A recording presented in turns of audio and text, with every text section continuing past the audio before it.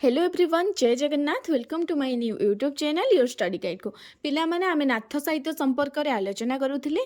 पूर्व क्लास रे आमे शिशुवेद पर्यंत आलोचना कर सारी। आज जी माने थ्योरी क्लास अच्छी, आज पार्ट रे आमे थ्योरी क्लास कंप्लीट करदबा।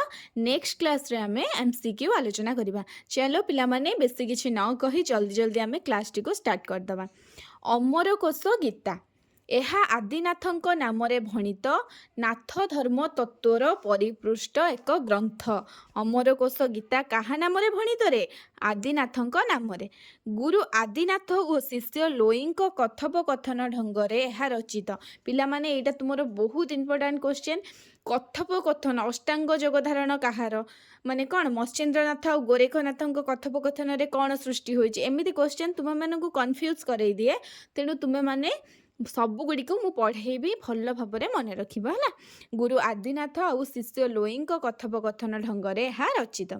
ଏହି ଧର୍ମରେ ଆଦିନାଥ ଓ ଶିବଙ୍କୁ ଏକ ଅଭିନ୍ନ ଭାବରେ ଗ୍ରହଣ କରାଯାଏ। ଶିବଙ୍କୁ ଏକ ଅଭିନ୍ନ ଭାବରେ ଗ୍ରହଣ କରାଯାଏ।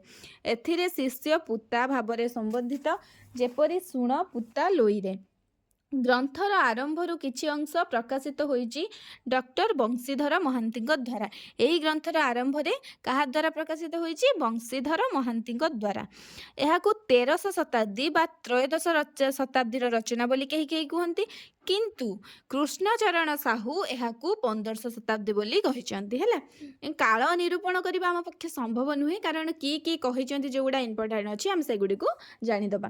ତ୍ରୟୋଦଶ ଶତାବ୍ଦୀର ରଚନା ବୋଲି ଏକୁ କୁହାଯାଏ କାହାକୁ? ଅମରକୋଶ ଗୀତାକୁ। କିନ୍ତୁ ଡକ୍ଟର କୃଷ୍ଣଚରଣ ସାହୁ 15ଶ ଶତାବ୍ଦୀ ବୋଲି କହିଛନ୍ତି। ନବନାଥଙ୍କ ମଧ୍ୟରୁ ଅଷ୍ଟନାଥଙ୍କ ବନ୍ଦନା ଏହି ଗୀତାରୁ ମିଳିଥାଏ ହେଲା। ଯଦି ତୁମକୁ କ୍ୱେଶ୍ଚେନ୍ ଆସେ ଅମରକୋଶ ଗୀତା କେତେ ଶତାବ୍ଦୀର ରଚନା ବୋଲି କୁହାଯାଏ, ସେତେବେଳେ ତୁମେ 13ଶ ଶତାବ୍ଦୀ ହିଁ ମାରିବ। ଯେତେବେଳେ ଆସେ କୃଷ୍ଣଚରଣ ସାହୁଙ୍କ ମତରେ ଏଇଟା କେତେ ଶତାବ୍ଦୀର ରଚନା, ତୁମେ ସେଠି କ'ଣ କରିବ? 15ଶ ଶତାବ୍ଦୀ ବୋଲି ମାରିବ ହେଲା, ମନେ ରଖ। ତାପରେ ଆସିଲା ଆମର ମତ୍ସ୍ୟେନ୍ଦ୍ର ଗୀତା। ମତ୍ସ୍ୟେନ୍ଦ୍ରନାଥଙ୍କ ନାମରେ ଭଣିତ ଏହି ଗ୍ରନ୍ଥଟିର ଆବିଷ୍କାରକ ଶ୍ରୀ ବ୍ରହ୍ମାନନ୍ଦ ଦାସ ହେଲା, ମନେ ରଖ। ମତ୍ସ୍ୟେନ୍ଦ୍ରନାଥଙ୍କ ନାମରେ ଭଣିତ, ଏହାର ଆବିଷ୍କାର ହେଉଛନ୍ତି ବ୍ରହ୍ମାନନ୍ଦ ଦାସ। ସେ ଏହାକୁ ଚର୍ଯ୍ୟ ସାହିତ୍ୟର ପରବର୍ତ୍ତୀ ପ୍ରଥମ ରଚନା ଭାବରେ ଅନୁମାନ କରନ୍ତି। ଖ୍ରୀଷ୍ଟୀୟ 1100-1200 ଶତାବ୍ଦୀରେ ସ୍ଥାନ ଦିଅନ୍ତି କାହାର? ମତ୍ସ୍ୟେନ୍ଦ୍ରନାଥଙ୍କ ଜନ୍ମଜୀବନୀ ଅନୁସାରେ ଆମର ବ୍ରହ୍ମାନନ୍ଦ ଦାସ 1100-1200 ଶତାବ୍ଦୀର ରଚନା ବୋଲି ସ୍ଥାନ ଦିଅନ୍ତି। ବୃନ୍ଦାବନ ଆଚାର୍ଯ୍ୟ ତାକୁ କ'ଣ କହିଲେ ରେ? 13ଶ ଶତାବ୍ଦୀ।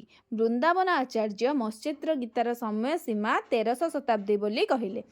ଭାଷା ଦୃଷ୍ଟିରୁ 16ଶ ଶତାବ୍ଦୀର ଗ୍ରହଣ କରିବା ଅଧିକ ଯୁକ୍ତିସଙ୍ଗତ ମନେ ହୁଏ। ଆମର ବ୍ରହ୍ମାନନ୍ଦ ଦାସ କହିଲେ ମତ୍ସ୍ୟେନ୍ଦ୍ରନାଥଙ୍କ ଜୀବନ ଅନୁସାରେ 1100-1200, ବୃନ୍ଦାବନ ଆଚାର୍ଯ୍ୟ କହିଲେ 1300। ଭାଷା ଦୃଷ୍ଟିରୁ କ'ଣ କୁହାଗଲା? ଆମେ 16ଶ ଶତାବ୍ଦୀ ବୋଲି ଗଣିଲେ। ଏଥିରେ ଜଗନ୍ନାଥ ଜିନନାଥ ନାମରେ ପରିଚିତ। କେଉଁଥିରେ ରେ? ମତ୍ସ୍ୟେନ୍ଦ୍ର ଗୀତାରେ, ମନେ ରଖ। ଏଥିରେ ଜଗନ୍ନାଥ ଜିନନାଥ ନାମରେ ପରିଚିତ। ତାପରେ ଆସିଲା ଗୋରେକ୍ଷ ଗୀତା। ଓଡ଼ିଆ ଗୀତା ସାହିତ୍ୟର ତୃତୀୟ ନିଦର୍ଶନ ଭାବେ ଆମେ ଗୋରେକ୍ଷ ଗୀତାକୁ ଗ୍ରହଣ କରିଥାଉ। ଗୋରେକ୍ଷନାଥଙ୍କ ଚରିତ୍ର, ସାଧନା ଏବଂ ନାଥ ଧର୍ମ ତତ୍ତ୍ୱର ବିସ୍ତୃତ ଆଲୋଚନା ଏଥିରେ ରହିଛି।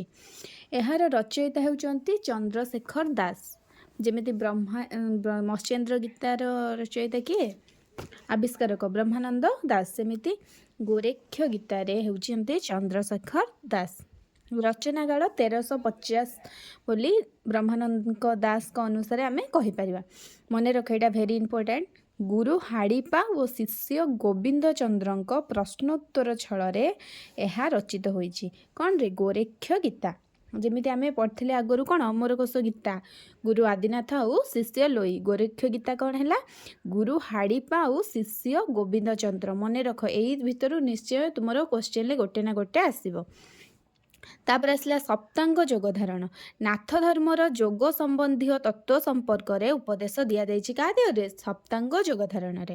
ମତ୍ସ୍ୟେନ୍ଦ୍ରନାଥ ଓ ଗୋରେକ୍ଷନାଥଙ୍କ କଥୋପକଥନ ଶୈଳୀରେ ଏହା ରଚିତ ହେଲା। ଦେଖରେ ମନେ, ଅମରକୋଶ ଗୀତା ଗଲା ଗୁରୁ ଆଦିନାଥ ଲୋଇ, ଗୋରେକ୍ଷ ଗୀତା ଗଲା ଗୁରୁ ହାଡ଼ିପା ଆଉ ଶିଷ୍ୟ ଗୋବିନ୍ଦ ଚନ୍ଦ୍ର। ସପ୍ତାଙ୍ଗ ଯୋଗ ଧାରଣରେ ଆସିଲା ଆମର କିଏ? ମତ୍ସ୍ୟେନ୍ଦ୍ରନାଥ ଆଉ ଗୋରେକ୍ଷନାଥ। ଭଲ ଭାବରେ ତୁମେ କିଏ କାହା କଥୋପକଥନରେ କେଉଁଟା ସୃଷ୍ଟି ହୋଇଛି ତୁମେ ମାନେ ଏଇଗୁଡ଼ା ମନେ ରଖ ହେଲା। ଏଠି ଆମର ସପ୍ତାଙ୍ଗ ଯୋଗ ଧାରଣ ମଣିଷ ଶରୀରର 7ଟି ଅଙ୍ଗକୁ ନେଇକି କ'ଣ ଏଇଟା ବର୍ଣ୍ଣନା କରାଯାଇଛି। ତୁମେ ଏତେ ଭିତରକୁ ଯିବା ଦରକାର ନାହିଁ, ତୁମେ ଏତିକି ମନେ ରଖ ହେଲା। ତାପରେ ଅଷ୍ଟାଙ୍ଗ ଯୋଗ ଧାରଣ ଟିକେ ମନେ ରଖ। ଗୋରେଖନାଥ ଓ ମଲ୍ଲିକାନାଥଙ୍କ କଥୋପକଥନ ଛଳରେ ଅଷ୍ଟାଙ୍ଗ ଯୋଗ ଧାରଣ ସୃଷ୍ଟି ହୋଇଛି। ମନେ ରଖ, ଅମରକୋଷ ଗୀତା, ଗୋରେକ୍ଷ ଗୀତା, ସପ୍ତାଙ୍ଗ ଯୋଗ ଧାରଣ ଆଉ ଅଷ୍ଟାଙ୍ଗ ଯୋଗ ଧାରଣ କାହା କଥୋପକଥନରେ ହେଇଛି ତୁମେମାନେ ମନେ ରଖ। ତାପରେ ଆସିଲା ଗୋଟେ ମୋଷ୍ଟ ଇମ୍ପୋର୍ଟାଣ୍ଟ କ୍ୱେଶ୍ଚେନ୍, ମାନେ ଏଇଟା ଏମିତି ବି କ୍ୱେଶ୍ଚେନ୍ ଆସୁଛି, ସେଇ ରିଲେଟେଡ୍ ଆମେ ପଢ଼ିବା। ଆଦିନାଥଙ୍କ ନାଭିରୁ ମୀନନାଥ, କପାଳରୁ ଗୋରେଖନାଥ, ଅସ୍ଥିରୁ ଜାଳନ୍ଧରନାଥ, କର୍ଣ୍ଣରୁ କାହ୍ନୁନାଥ, ପାଦରୁ ଚୌରାଙ୍ଗୀନାଥ।